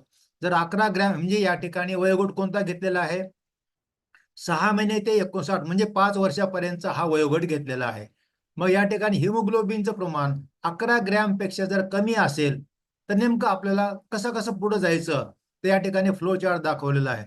डाव्या बाजूला सौम्य आणि मध्यम स्वरूपाचं जर हे या ठिकाणी जर अॅनिमिया असेल त्याचबरोबर ते खालच्या गटामध्ये दिलेलं आहे बघा 6 ते 12 महिने 1 ते 3 वर्ष 3 ते 5 वर्ष हा वयोगट पण दिलेला आहे. आणि खाली किती वजन आहे ती पण त्या ठिकाणी वजन गट पण त्या ठिकाणी दिलेला आहे. आणि मग त्या वजन गटानुसार आणि त्या वयानुसार त्या ठिकाणी आपल्याला किती IFA टॅबलेट द्यायचे आहेत हे पण आपल्याला त्या ठिकाणी सांगितलेलं आहे की आपल्याला या ठिकाणी आता या वयोगटामध्ये आपण तर सायरप देणार आहोत. आणि मग सायरप जर द्यायचं आहे आणि या ठिकाणी मध्यम आणि सौम्य स्वरूपाचं त्या ठिकाणी जर रक्तक्षय असेल तर ह्या पहिल्या 6 ते 12 महिन्याच्या कालावधीमध्ये जर त्या ठिकाणी सौम्य किंवा मध्यम स्वरूपाचं त्या ठिकाणी जर अॅनिमिया असेल तर त्या ठिकाणी 1 ml द्यायचं आहे. त्यानंतर या 1 ते 3 वयोगटामध्ये तर त्या ठिकाणी 1.5 ml द्यायचं आहे. आणि 3 ते 5 वयोगटामध्ये 2 ml द्यायचं आहे. ही अत्यंत महत्वाची बाब आहे. ही योग्य प्रकारे त्यांना समजणं हे अत्यंत गरजेचं आहे. आपण प्रिव्हेंटिव्ह ह्याच्यामध्ये आठवड्यामध्ये 2 दिवस आपण सांगितलेलं आहे. इथं मात्र उपचार करते वेळेस आपल्याला हे दररोज द्यायचं आहे आपल्याला. ही सर्वात महत्वाची बाब आहे. आणि 2 महिने कालावधीसाठी द्यायचं आहे. दररोज द्यायचं आहे.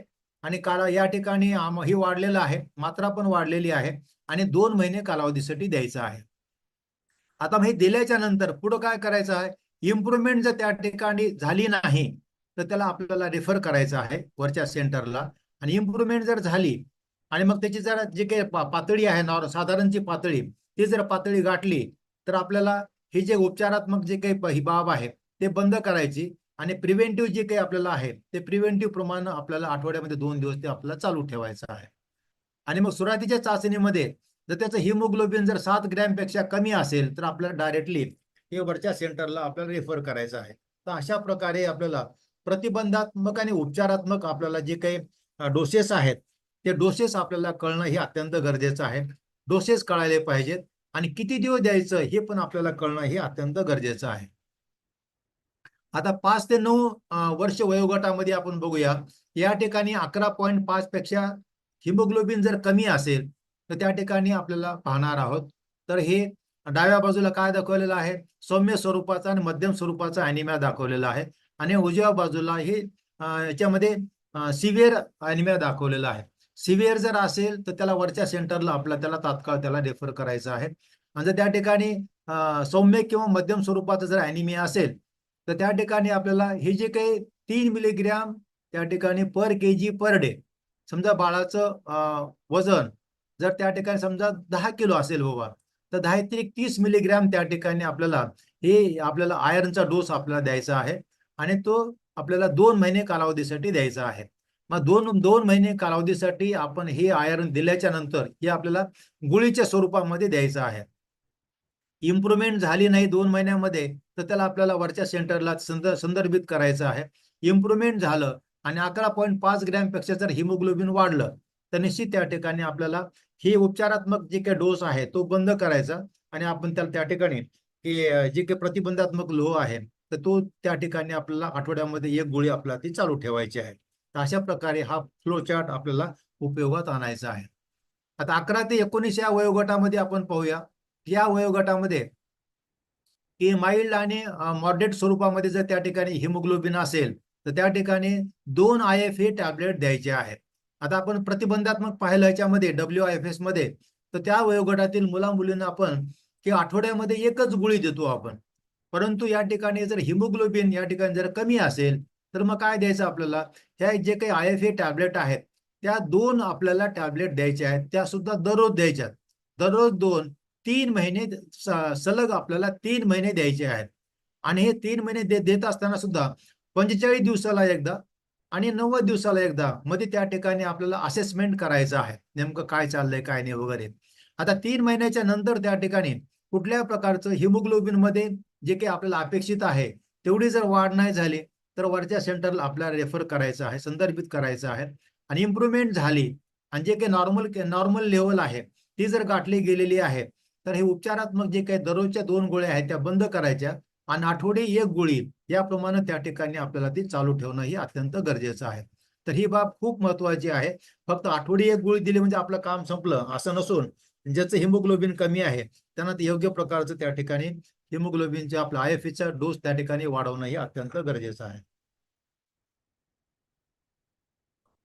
आता आपण पाहूया, ह्या गरोदर स्त्री आणि स्तनदा माताचं आपल्याला माहिती आहे 11 ग्रॅमपेक्षा हिमोग्लोबिन जर कमी असेल तर निश्चित त्या ठिकाणी आपल्याला की 2-2 गोळ्याचा आपल्याला डोस द्यायचा आहे. 2 गोळ्या आपल्याला कधी द्यायचा आहे, 4थ्या महिन्याच्या नंतर आपल्याला ह्या 2 गोळ्या दररोज द्यायची आहे. ती प्रसूती होईपर्यंत आपल्याला ती चालू ठेवायचं आहे त्याला. पण ही करत असताना सुद्धा की समजा ह्या गोळ्या आपण सुरू केल्या आणि सुरू केल्याच्या नंतर त्या ठिकाणी हिमोग्लोबिन जर प्रत्येक महिन्याला 1 ग्रॅमपेक्षा जर त्या ठिकाणी वाढ नाही झाली तर निश्चित त्या ठिकाणी आपल्याला की हे इंजेक्टेबल ह्याच्यामध्ये ही आपल्याला सुरू करणं ही अत्यंत गरजेचं आहे. मग स्तनदा माता असेल किंवा त्या ठिकाणी हे आपला गरोदर स्त्री असेल तर ते पाहणं अत्यंत गरजेचं आहे. समजा पहिल्यांदाच आपल्याकडे स्त्री आली आणि 34 वीक पेक्षा जास्त त्या ठिकाणी तिचा कालावधी झालेला आहे, म्हणजे ह्याचा गर्भाशयाचा कालावधी झालेला आहे आणि त्या ठिकाणी हिमोग्लोबिन जर एवढं कमी असेल तर निश्चित त्या ठिकाणी गोळ्यावर विसंबून राहण्याच्या ऐवजी त्याला आपल्याला त्या ठिकाणी इंजेक्टेबल आपल्याला त्या ठिकाणी आयर्न देता येईल का, हा सुद्धा प्रयत्न करणं अत्यंत गरजेचं आहे. आणि सुरुवातीला जर त्या ठिकाणी हिमोग्लोबिन 7 ग्रॅमपेक्षा कमी असेल तर डायरेक्टली आपल्याला त्या ठिकाणी संस्थेला पाठवायचं आहे. संस्थेमध्ये त्या ठिकाणी आपल्याला ती आयर्न सुक्रोज आपला इंजेक्टेबल देता येईल का किंवा फेरिक कार्बॉक्सी माल्टोज ह्याचा आपला इंजेक्टेबलचा ह्याचा आपला वापर करता येईल का, अत्यंत महत्वाचा आहे. आणि 5 ग्रॅमपेक्षा जर हिमोग्लोबिन कमी असेल तर त्या ठिकाणी ब्लड ट्रान्सफ्युजन आपलं रक्त त्या ठिकाणी देणे ही बाब सुद्धा त्या करणं हे अत्यंत गरजेचं किंवा त्या ठिकाणी आवश्यक असतं. तर ह्या सगळ्या बाबी आपल्याला करणं गरजेचं आहे. मी आपल्याला विनंती करेन की मागच्या 35-40 वर्षापासून हा प्रोग्राम चालू आहे, परंतु गोळ्या खाण्याचं प्रमाण तर 35% पेक्षा आपण वाढवू शकलेलो नाही. हे सर्वात मोठं आपल्या कार्यक्रमाचं ते फेल्युअर आहे. मी आपल्याला विनंती करेन की ह्या जे आपण सेवा देतो आहोत, आज सेवाचा आणि त्या ठिकाणी स्वतःची प्रकृती असेल किंवा होणारं बाळ असेल ह्याचा कुठेतरी संबंध लावण्याची गरज आहे. आम्ही गोळ्या का देत आहोत, मगाशी पण आपण चर्चा केली, ह्या गोळ्या दिल्यामुळं आपलं जे काही होणारं बाळ आहे त्याची बुद्धिमत्ता चांगल्या प्रकारची वाढणार आहे, प्रतिकारशक्ती वाढणार आहे, ती बाळ नेहमी आजारी पडणार नाही. ह्या सगळ्या बाबीचा उल्लेख केल्याच्या नंतर, कारण प्रत्येकालाच असं वाटतं की मला बाळ चांगलं पाहिजे आणि चांगल्या बाळासाठी जर ही गोळी असेल तर मी खाईनच बाबा. जे काही म्हणजे जे काही लहान लहान स्वरूपाचे जे काही त्या ठिकाणी म्हणजे ही असतात त्याचे कॉम्प्लिकेशन असतात किंवा अनिष्ट परिणाम असतात ते पण सहजपणे मला सहन करण्याची गरज आहे, अशा प्रकारची भावना त्या स्त्रीच्या मनामध्ये येईल. परंतु त्यासाठी आपला विशेष प्रयत्न करणं, त्यासाठी वेळ देणं, पाठपुरावा करणं हे आपल्याकडनं ते अपेक्षित आहे. या ठिकाणी 3 बाबी दाखवलेल्या आहेत. आपण टॅबलेट पण दाखवलेले आहेत, निळ्या टॅबलेट पण आहेत आपण WIFS मध्ये आणि लाल लाल रंगाचे जे काही टॅबलेट आहेत इतर वयोगटामध्ये आपण त्या टॅबलेट देतो आहोत. 5 वर्षाच्या आतली जी काही बालकं आहेत 6 महिने ते 5 वर्ष वयोगटामध्ये त्या ठिकाणी आपण ते सायरप आहे, सायरपचा पण आपण त्या ठिकाणी वापर करणार आहोत. आणि गरज पडल्याच्या नंतर ज्या ठिकाणी सिव्हिअर ही आहे म्हणजे कमी म्हणजे हिमोग्लोबिनचं प्रमाण खूप कमी आहे, 9 ग्रॅमपेक्षा कमी आहे किंवा शेवटचे आपल्या 3च महिने राहिलेले आहेत, अशा परिस्थितीमध्ये इंट्राव्हेनस आपल्याला आयर्न सुक्रोजचं इंजेक्टेबल आपल्याला काही वापरता येईल का किंवा फेरिक कार्बॉक्सी माल्टोज हे जे काही इंजेक्टेबल आहे प्रिपरेशन हे दिल्याच्या नंतर ते फार गतीनं त्या ठिकाणी हिमोग्लोबिनची लेवल वाढत असते. ह्याचा आपला म्हणजे त्या ठिकाणी अवलंब करता येईल का, हे सुद्धा पाहणं हे अत्यंत गरजेचं आहे. परंतु मी आपल्याला विनंती करेन, इंजेक्टेबल घेण्याची म्हणजे गरजच पडू नये याच्या अनुषंगानं आपल्याला प्राथमिक स्वरूपामध्येच आपण त्या ठिकाणी प्रतिबंधात्मक उपचारात्मक जर आपण गोळ्या दिल्या तर निश्चित आपल्याला त्याचे चांगले परिणाम दिसून येतील आणि आपल्याला हे इंजेक्टेबल घेण्याची आपल्याला ती गरज पडणार नाही. आता आपण पाहूया की गोळ्या न घेण्याची नेमकी कोणती कारणं आहेत. मागच्या 40 वर्षापासून आपण मंडळी हेच कारणं सांगतो. ह्याचा अर्थ असा होतो की आपण सांगण्यामध्ये जी काही आपल्याला त्या ठिकाणी प्रभुत्व मिळण्याची गरज आहे, तर हे आपण कुठंतरी त्याच्यामध्ये कमी पडतो असं दिसून येत आहे. की आम्ही आजारी नाही, मग काय गोळी घ्यायची बाबा, असं वाटतं की गोळी का औषधी गोळी काय घ्यायची, आजारी असल्यानंतर गोळी घ्यायची, आम्ही तर काही आजारी नाही म्हणून गोळी त्या ठिकाणी घ्यायची नाही. परंतु या ठिकाणी आपण खूप कमी पडतो. एवढी साधी बाब सुद्धा आपला योग्य प्रकारे त्या ठिकाणी सांगता येत नाही. कारण गोळी म्हणजे हे औषध नाही. आपले जे काही अन्न घटक आहेत, अन्न घटकच त्या ठिकाणी कमी असल्यामुळं ते आपण औषधीच्या स्वरूपामध्ये आपण त्यांना देत आहोत. हे कुठल्या प्रकारचं औषधे नाही, हे आपल्याला सांगण्याची गरज आहे. रक्तक्षयाचे लक्षणे आणि दुष्परिणामची माहिती नसणे. कारण ही रक्तक्षय म्हणजे हिमोग्लोबिनचं प्रमाण कमी असल्यामुळं ते त्या स्त्रीवर आणि त्याच्या बाळावर काय परिणाम आहेत, अल्प परिणाम आणि दीर्घकालीन परिणाम, हे योग्य प्रकारे त्यांना माहिती नसल्यामुळं किंवा आपण त्यांना योग्य प्रकारे न सांगितल्यामुळं ही ते दुरावस्था झालेली आहे. तर योग्य प्रकारे सर्व व्यक्तीला सांगणं हे अत्यंत गरजेचं आहे. आपल्याला काय वाटेल की ह्याच्या आता सर्वच लोकांना माहिती झालेलं आहे, पण तशी अवस्था नाहीये. जरी त्या ठिकाणी शैक्षणिक पात्रता त्या व्यक्तींची वाढलेली असेल, परंतु त्यांना जे काही ज्ञान आवश्यक असणं गरजेचं आहे ते ह्याच्यामध्ये रक्तक्षयाविषयी त्यांना ती माहिती नसल्यामुळं त्या ठिकाणी ते त्याकडे दुर्लक्ष करतात. पण म्हणून आपली ही जबाबदारी आहे की त्यांना योग्य प्रकारचं ज्ञान देणं आणि न घेतल्यानंतर होणाऱ्या दुष्परिणामाची जाणीव करून देणं. हे केल्याच्या नंतर निश्चित त्या ठिकाणी गोळ्या खाण्याची त्या ठिकाणी म्हणजे ही जी काही संख्यात्मक बाब आहेत ती वाढू शकेल. दीर्घकाळ गोळी घेण्याची मानसिकता नसणे. ठीक आहे, आता मग म्हणजे 2 महिने, 3 महिने, 4 महिने, 5 महिने इतक्या दीर्घकाळापर्यंत गोळ्या खावं असं कुणालाही वाटत नाही. त्यामुळे निष्काळजी करतात. म्हणून त्या ठिकाणी ठराविक अंतरानं त्या ठिकाणी आपला पाठपुरावा करणं हे अत्यंत गरजेचं असतं. औषधाची चव व वास न आवडणे. आता या ठिकाणी कुठल्या प्रकारची आपली गोळी म्हणजे काही चॉकलेट गोळी नाही. ती गोळी की आपल्या जिभेवर तोंडात टाकली की आपल्याला खूप छान वाटतं वगैरे. आता आपण विविध आजार झाल्याच्या नंतर आपण गोळ्या खातो. त्या गोळ्याची काही अशी काही चव काही फार चांगली नसते. तरी परंतु आपण असे घशामध्ये टाकतो आणि वरून पाणी पितो बाबा. मग ही जी काही गोळी आहे तशीच ही गोळी आहे. त्याची चव आणि वास तेवढं काही बरोबर नाही. मग आपल्या जिभेवर ठेवण्याच्या ऐवजी जिभेची पाठीमागं टाका आणि वरून पाणी प्या. असं जर आपण केलं, निश्चित त्या ठिकाणी चव आणि वासाचा त्या ठिकाणी प्रश्न येणार नाही. फक्त त्या ठिकाणी त्याचे होणारे जे काही चांगले परिणाम आहेत आणि ते घेतल्यानंतर ते दुष्परिणाम आपण बालकावर होणारे कसे टाळू शकतो, हे जर योग्य प्रकारे सांगितलं आणि घरच्या लोकांना पण त्या ठिकाणी इन्व्हॉल्व केलं तर निश्चित त्या ठिकाणी गोळ्या खाण्याचं प्रमाण ते वाढू शकेल. आता दुसरे कारण आपण बघूया. मळमळ आहे, उलटी आहे, पित्त होणं आहे, अतिसार आहे. तर काही लोकांमध्ये असे काही 1-2% असं ते होऊ शकतं. पण त्यांना आपला धीर देण्याची गरज आहे. ह्या ज्या गोळ्या आहेत आपल्या जेवण करूनच घ्यायच्या आहेत. जेवण करून गोळ्या घेतल्या नंतर निश्चित त्या ठिकाणी आपल्याला त्याचे चांगले परिणाम दिसून येतील आणि हे जे काही जुजबी जे काही आपल्याला लक्षणं आहेत ते लक्षणं सुद्धा ती कमी होतील. त्यानंतर काही ह्याच्यामध्ये स्त्रियामध्ये किंवा व्यक्तीमध्ये अतिसार होतो, कुणाला त्या ठिकाणी बद्धकोष्ठता होते, पोटात मुरडा येणं वगैरे आणि संडास काळी होणं. आता ठीक आहे, संडास त्या ठिकाणी गोळी पचल्यानंतर ही संडास काळी होतेच, व्हायलाच पाहिजे. हे पण लोकांना आपल्याला सांगण्याची गरज आहे की संडास काळी होणे म्हणजे त्या ठिकाणी काहीतरी मला प्रॉब्लेम झाला असं न समजता संडास काळी झाली म्हणजे गोळी मला पचलेली आहे असं ते त्या ठिकाणी आपल्याला लोकांना ते सांगणं गरजेचं आहे. आणखी त्याचे काय ही काय आहे गैरसमज, गोळ्यामुळे पाळणा लांबतो असा एक समज आहे. ते पण आपल्याला सांगण्याची गरज आहे. पाळणा लांबवण्याच्या गोळ्या वेगळ्या आहेत आणि ह्या गोळ्या रक्त वाढण्यासाठी आहेत. कुठल्या प्रकारे याच्यामुळं म्हणजे मासिक पाळीच्या ह्याच्यामध्ये कुठल्या प्रकारचं या ठिकाणी डिस्टर्ब होत नाही. गोळ्या घेतल्याने बाळ मोठे होते, ही पण आपल्याला सांगण्याची गरज आहे की गोळ्याचा आणि बाळ मोठं होण्याचा काही संबंध नाही. त्या गोळ्या घेतल्यामुळं फक्त आईच्या रंगातलं जे काही हिमोग्लोबिनचं प्रमाण आहे ते वाढतं आणि ते वाढल्यामुळं त्या ठिकाणी ह्याच्यामध्ये प्रसूतीच्या कालावधीमध्ये जे काही आपल्याला कळा घ्याव्या लागतात, कळा घेण्यासाठी त्या ठिकाणी शक्ती निर्माण होते आणि जे काही डिलिव्हरी आहे ते डिलिव्हरी चांगल्या प्रकारे होऊ शकते. आणि हिमोग्लोबिन जर कमी असेल, रक्त नाही वाढलं, हिमोग्लोबिन कमी राहिलं तर प्रसूतीच्या काळामध्ये म्हणजे कळा घेत असताना ती स्त्री थकते आणि थकल्यामुळं त्या ठिकाणी जे काही चांगल्या म्हणजे लवकर डिलिव्हरी व्हायला पाहिजे ते लवकर डिलिव्हरी होत होत नाही. आणि काही वेळा त्या ठिकाणी स्त्री थकल्यामुळं बाळ त्या ठिकाणी गुदमरून त्या ठिकाणी त्याच्या मेंदूवर सुद्धा दुष्परिणाम होण्याची शक्यता नाकारता येत नाही. तर या सगळ्या बाबी योग्य प्रकारे त्या स्त्रीला आणि त्यांच्या घरच्या लोकांना सांगणं ही अत्यंत गरजेचं आहे. आता या ठिकाणी मग आपण काय करतो बाबा, हे झालं आपण त्या व्यक्तींची आपण कारणं पाहिली. आपल्याकडची कारणं कोणती आहेत? समुपदेशन आणि मत परिवर्तनाचा अभाव हे आपल्याशी निगडत आहे. जेवढा वेळ देणं गरजेचं आहे. समुपदेशन म्हणजे काय? त्याच्या जे जे काही संकल्पना असेल, माहिती असेल, ज्ञान असेल, ते सगळे ऐकून घेणे आणि ते योग्य प्रकारे त्याच्यावर शास्त्रीय ज्ञान त्यांना जर आपण सांगितलं तर निश्चित त्या ठिकाणी होणारे फायदे ते पण जर आपण सांगितले, निश्चित त्या ठिकाणी जे काही प्रमाण आहे गोळ्या घेण्याचं प्रमाण ते वाढेल आणि त्याचं मत परिवर्तन सुद्धा चांगल्या प्रकारे होऊ शकेल.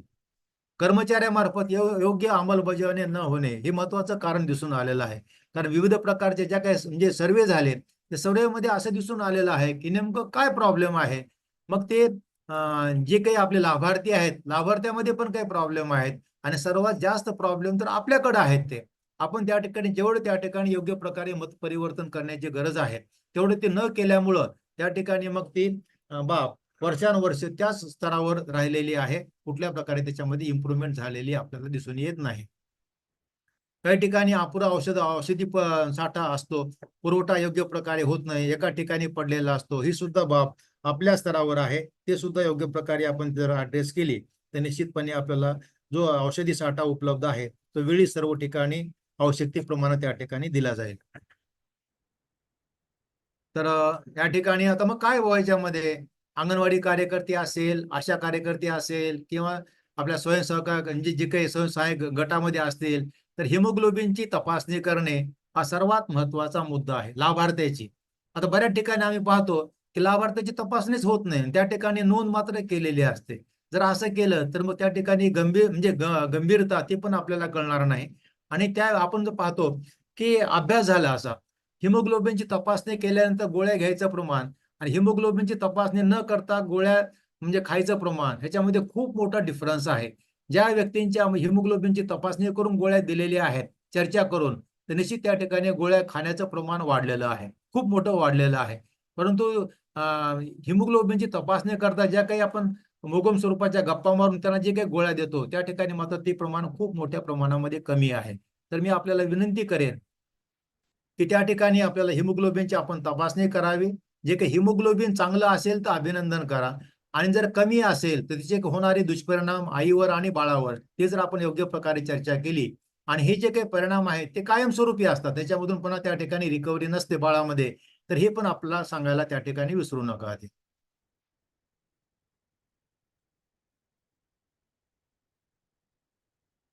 तर या ठिकाणी दोन व्हिडिओज होते ते पण त्या ठिकाणी ती तांत्रिक अडचणीमुळे दाखवता येत नाहीत. तर आपण एक संकल्प करूया की माझ्या कार्यक्षेत्रातील सर्व बालके, किशोर किशोरी, गरोदर स्त्रिया, स्तनदा माता, प्रत्युत्पादन कालावधीतील स्त्रिया सर्व रक्तक्षयमुक्त होतील अशी एक आपण या ठिकाणी एक संकल्प करूया. असं मी आपल्याला विनंती करेन आणि या ठिकाणी मी या ठिकाणी थांबतो. कुणाच्या मनात जर काही शंका असेल तर कृपया आपण ती शंका विचाराव्यात.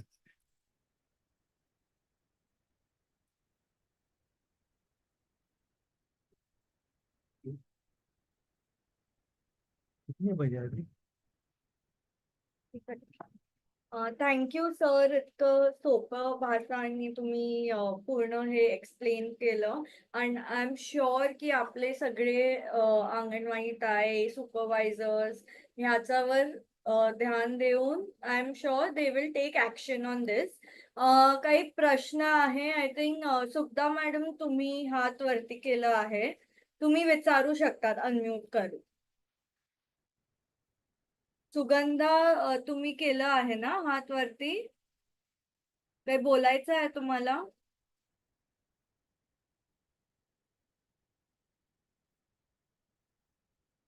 नाही तर चॅट मध्ये लिहिलं तर पण चालेल.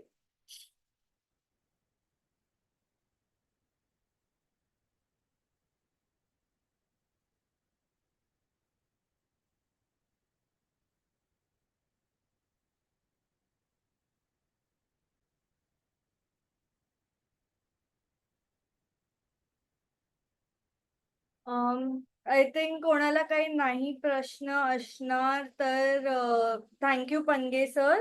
आणि तुम्हाला सगळ्यांना आम्ही आता सोमवारी 2 to 4 मध्ये परत भेटू सेकंड वेबिनार साठी ग्रोथ अँड डेव्हलपमेंटवर जे डॉक्टर मृदुला फडके घेणार. तर तेव्हापर्यंत थँक्यू जॉईन करायला आणि टेक केअर. बाय. टोटल किती झाले YouTube